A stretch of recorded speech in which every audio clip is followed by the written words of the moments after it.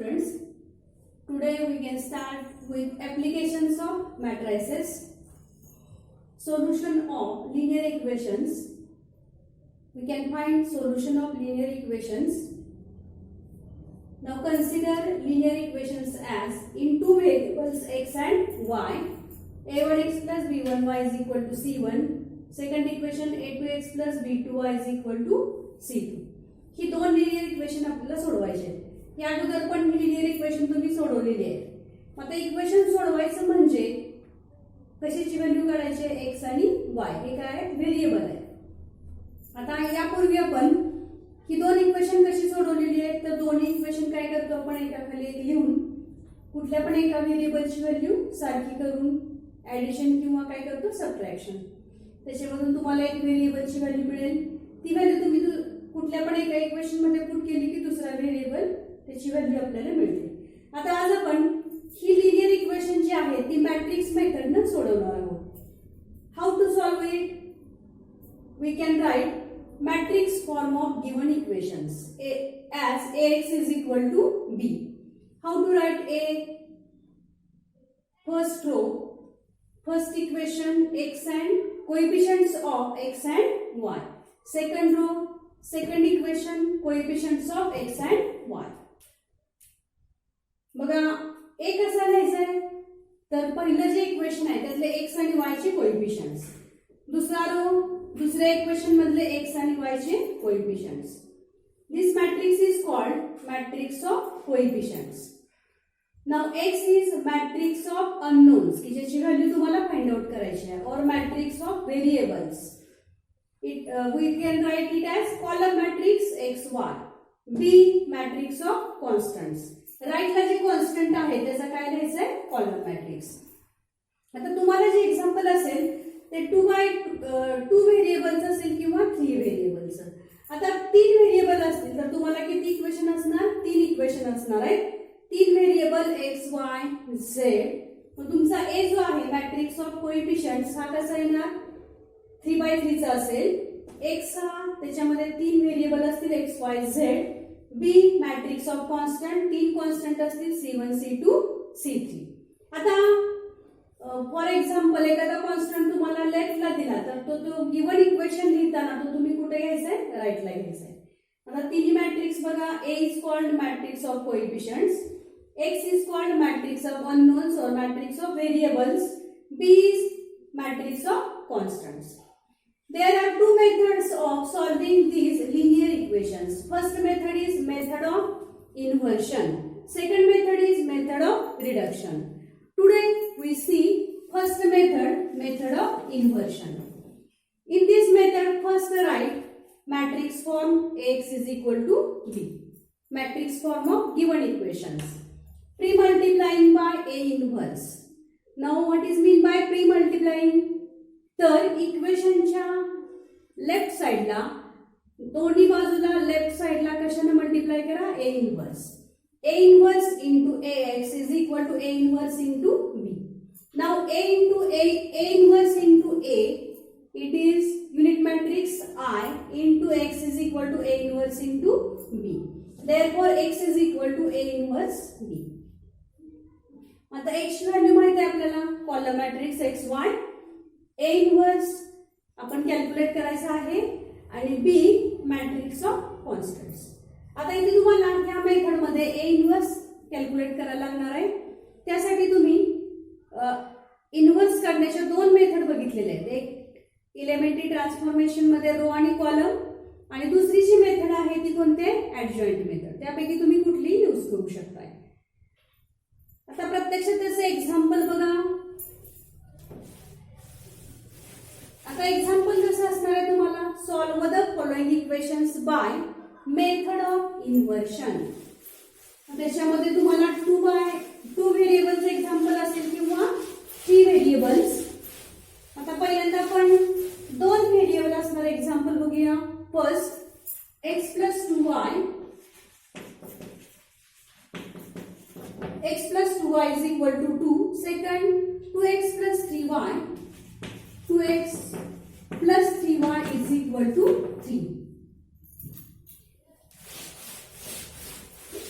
आता सोल्युशन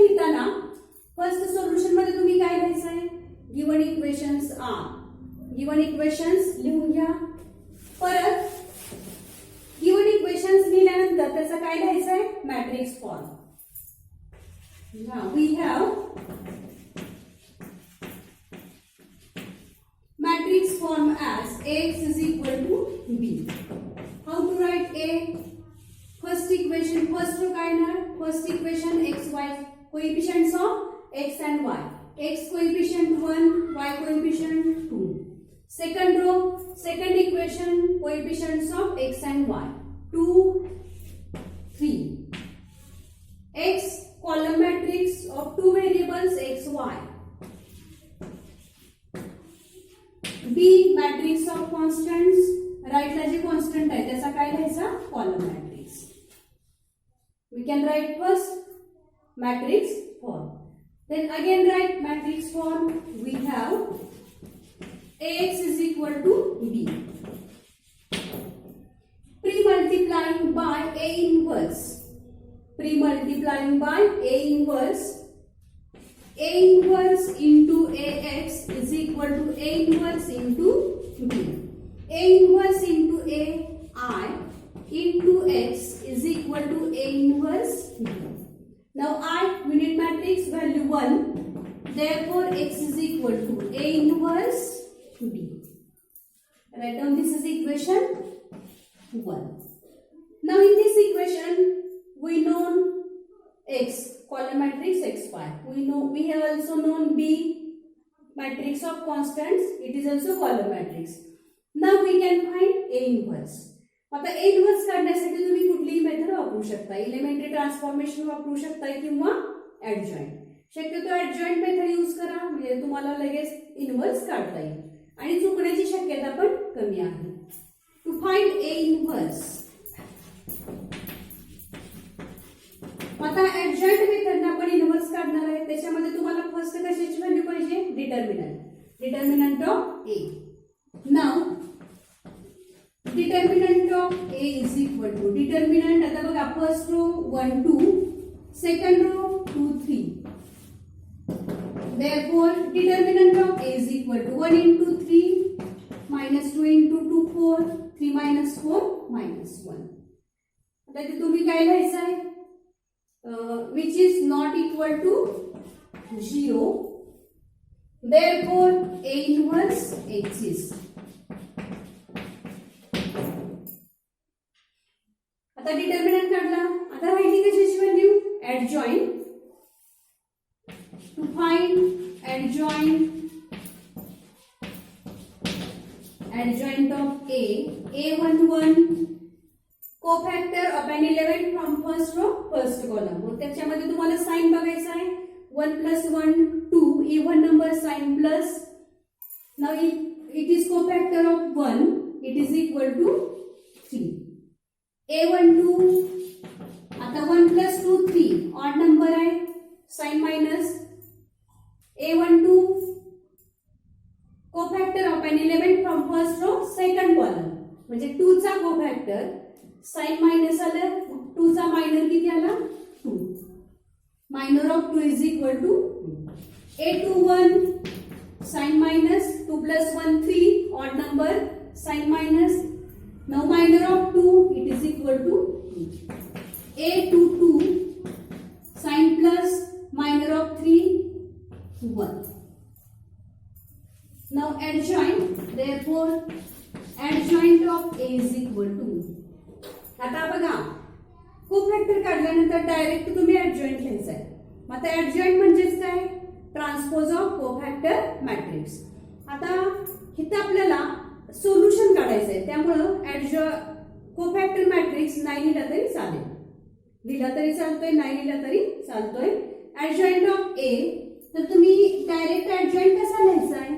तर पहिल्या रोचे जे कोफॅक्टर आहे ते कुठं लिहा? पहिल्या कॉलम मध्ये. म्हणजे कसा येणार? A11 A12 आणि सेकंड कॉलम काय येणार? A21 A22. It is equal to 3 minus 2 minus 2 1.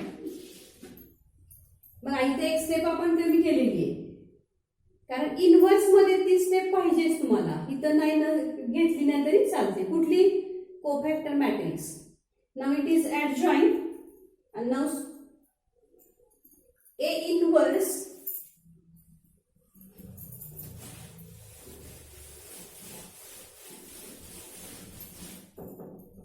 and therefore A inverse is equal to 1 upon determinant of A into adjoint of A.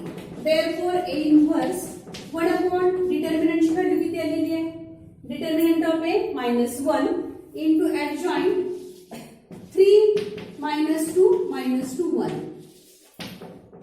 Therefore A inverse now 1 upon -1 -1 -1 ने multiply करा प्रत्येक एलिमेंटला, -3 +2 +2 -1.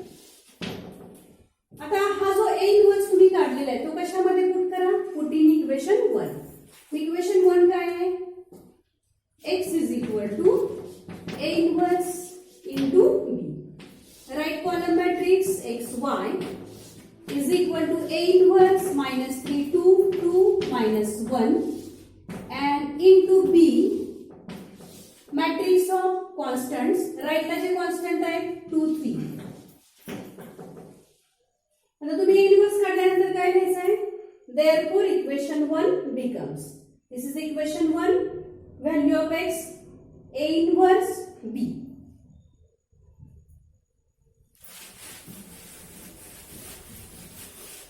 And therefore column matrix xy is equal to, आता left ला column matrix आहे, right ला पण बघा या दोन्हीचा जो प्रोडक्ट आहे तो काय कॉलम मॅट्रिक्स. आता नाव first element first row into column, -3 into 2 6 +2 into 3 6 म्हणजे काय ना -6 +6. पर second element second row into column 2 into 2 4 -1 into 3 -3 4 -3. Therefore column matrix xy is equal to -6 + 6 0 4 -3 1 and by comparison x is equal to 0 y is equal to 1. X is equal to 0 y is equal to 1. आता तुम्ही काढलेले जे answer आहे ते बरोबर आहे का चूक आहे तुम्ही ओळखू शकताय. ह्या दोन्ही व्हॅल्यूनं दिलेली दोन्ही इक्वेशन काय झाली पाहिजे, सॅटिस्फाय झाली पाहिजे. बघा x into 0 0 +2 into 1 2, right hand side येते बरोबर, 2 into x 0 0 +3 into 1 3. म्हणजे तुम्ही काढलेले जे आन्सर आहे ते बरोबर आहे. Now example number 2, example number 2 बघा. First equation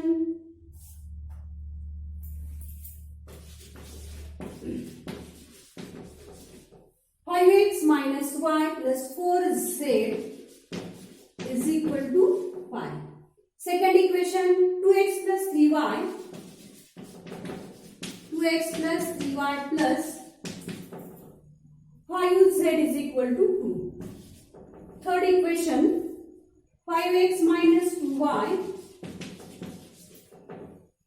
plus 6z is equal to -1. Now in solution, first you can write given equations are. दिलेली इक्वेशन क्वेश्चन पेपर मधून तुम्ही आन्सर शीट मध्ये लिहायचे. त्याच्यानंतर काय लिहायचं, we have matrix form as Ax is equal to B. Now matrix A, matrix of coefficients. पहिला row कसा लिहायचा, पहिल्या इक्वेशन मधले x y आणि z चे कोएफिशिएंट्स 5 - 1 4. दुसरा रो दुसऱ्या इक्वेशन मध्ये x y z चे coefficients 2 3 5. Third row third equation x y z चे कोएफिशिएंट्स 5 - 2 6. x आता 3 व्हेरिएबल आहे, x हा काय ना column matrix of 3 variables x y z. B matrix of constants 5 2 -1.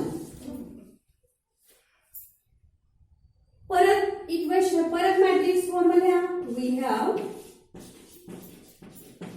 X is equal to B. परत काय लिहायचं आहे, pre multiplying by A inverse A inverse into AX is equal to A inverse into B. Now A inverse into A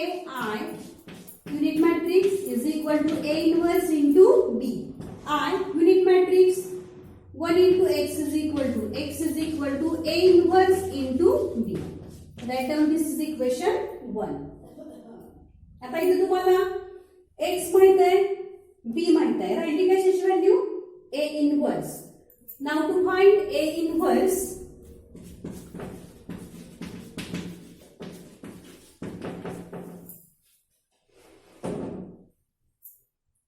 determinant of A is equal to determinant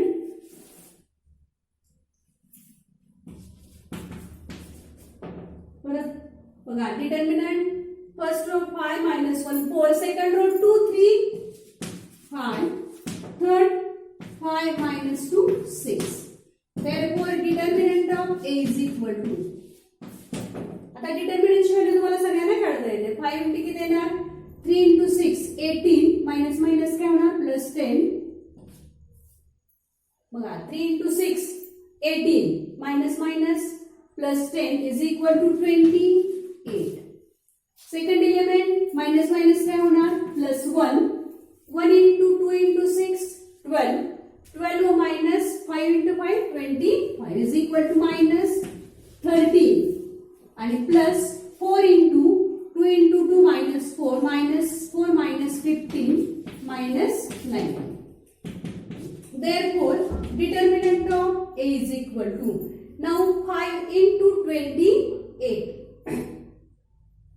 140, 1 into minus 13 minus 13 and plus 4 into minus 19 is equal to 76 minus 76. And therefore determinant of A is equal to 51, which is not equal to G. And therefore A inverse exists. आता आपल्याला adjoint काढायचे आहे. To find adjoint of A. आता adjoint काढण्यासाठी तुम्ही प्रत्येक एलिमेंटचा काय काढायचा आहे? कोफॅक्टर.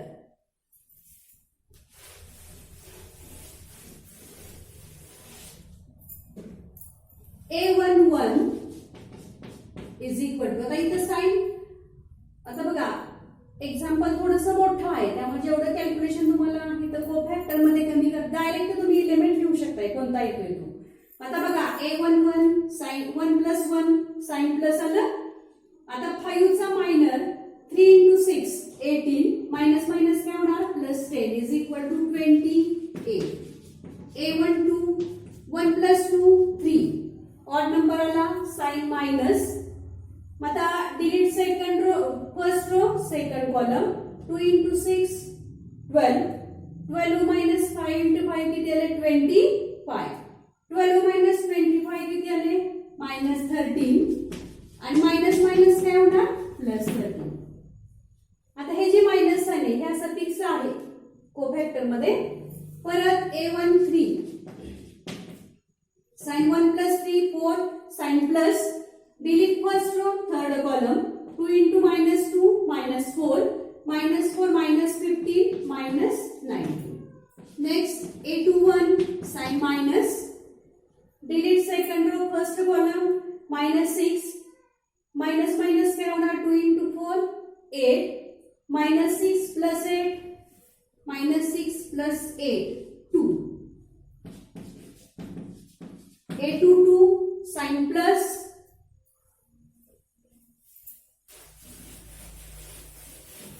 sin plus, delete second row second column 5 into 6 30, 30 minus 5 into 4 20, 30 minus 20 10. A23 2 plus 3 5 odd number, sign minus, delete second row third column 5 into minus 2 minus 10 minus minus क्या होणार? plus 5 minus 10 plus 5 किती झाले? minus 5 minus minus plus 5. परत A31 3 plus 1 4 even number, sign plus, delete third row first column minus 1 into 5 minus 5 minus 4 into 3 12 minus 5 minus A32 sign minus delete third row second column 5 into 5 किती झाले 25 minus 4 into 2 8 बघा 25 minus 8 17 A33 3 plus 3 किती आले 6 sign plus delete third row third column 5 into 3 15 15 minus minus plus 2 15 plus 2 17 आता हे जे कोफॅक्टर तुम्ही काढलेले आहेत त्यातलं एक असं की सगळे एलिमेंट तुमचे काय पाहिजेत करेक्ट एका जर एलिमेंटचं साइन तुम्ही चुकवलं तरी सुद्धा पुढची व्हॅल्यू तुमची चुकू शकते therefore A inverse is equal to 1 upon adjoint आता कोफॅक्टर काढल्यानंतर डायरेक्ट तुम्ही काय लिहू शकता adjoint कोफॅक्टर मॅट्रिक्स नाही दिलं तरी चालते फर्स्ट रो चे जे कोफॅक्टर आहे ते कुठल्या फर्स्ट कॉलम मध्ये 28 13 -19 पहिल्या रो चे कोफॅक्टर पहिल्या कॉलम मध्ये आले सेकंड रो चे कोफॅक्टर सेकंड कॉलम मध्ये आणि थर्ड रो चे कोफॅक्टर थर्ड कॉलम मध्ये A inverse is equal to 1 upon determinant of A into adjoint of A.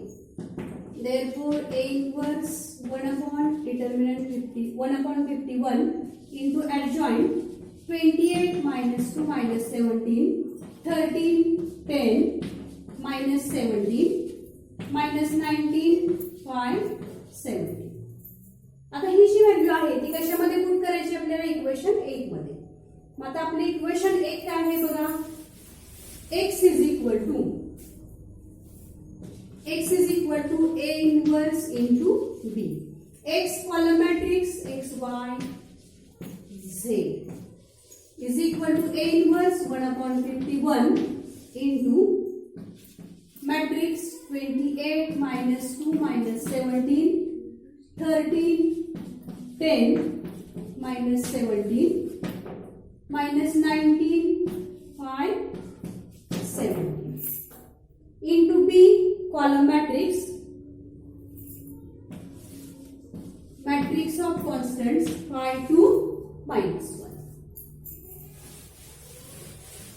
आता इथे बघा हा जो 1/51 आहे त्याने मॅट्रिक्स मध्ये मल्टिप्लाय करू नका ह्या दोन्हीचा काय घ्यायचा आता प्रोडक्ट आता लेफ्टला कॉलम मॅट्रिक्स आहे म्हणजे राईटला पण तुमचा मल्टिप्लिकेशन होऊन येणारा जो मॅट्रिक्स आहे तो सुद्धा काही कॉलम मॅट्रिक्स बघा first element first row into column 28 into 5 140 minus 2 into 2 minus 4 minus 17 into minus 1 plus 70 second row into column 13 into 5 65 plus 10 into 2 20 minus minus क्या होणार plus 70 third row into column minus 19 into 5 minus 95 plus 5 into 2 10 17 into minus 1 minus 70 therefore x y z is equal to 1 upon 51 now this value 140 minus 4 136 plus 17 is equal to 153 now 65 plus 20 plus 17 102 minus 95 plus 10 minus 17 minus 102 and therefore x is equal to 153 upon 51 therefore x 153 upon 51 is equal to 3 y is equal to 102 upon 51 is equal to 2 z is equal to minus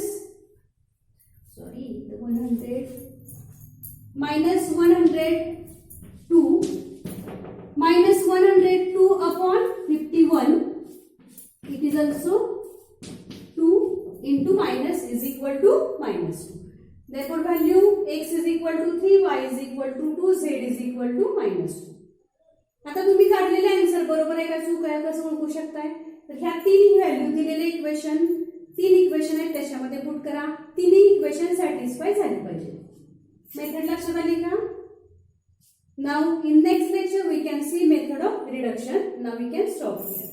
Thank you.